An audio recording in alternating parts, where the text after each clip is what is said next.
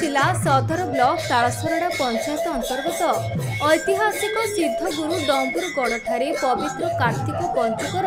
5 दिन व्यापी विश्व शांति विष्णु महाचक्र समारोह आयोजन कर सकाळ 9 घंटा समय 24 प्रहर नामयज्ञ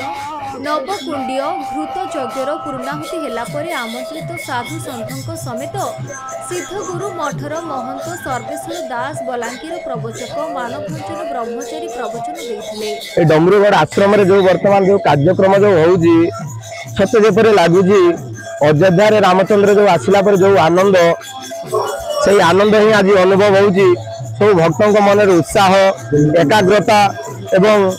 विभिन्न प्रकार आनंदर केवल उत्साह ही आम भितर खेली जाउजी। एटा नामयज्ञ होउची 24 पर नामयज्ञ होउची माने बुलवा को आस्तिलु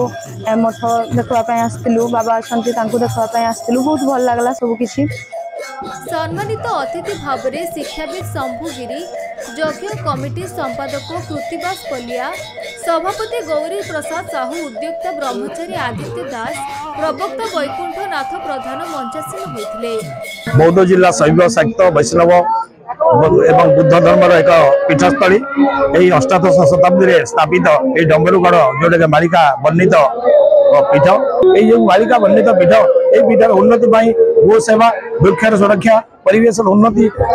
महानदी को प्रदूषण रोकवा कार्यक्रम आरंभ कर बहुत पाखे डमरगाड़ पहाड़ अच्छे डमरगाड़ पहाड़ उपर नामयज्ञ होचे विश्व शांति नामयज्ञ होचे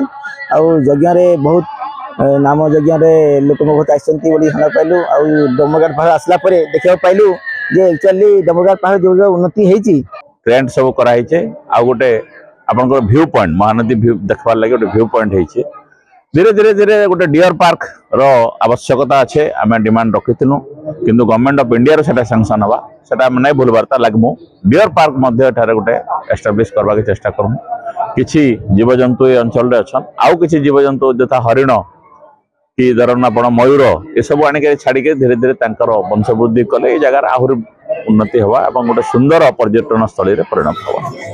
बौद्धर जयानंद मिश्र रिपोर्ट खबर ओडिशा।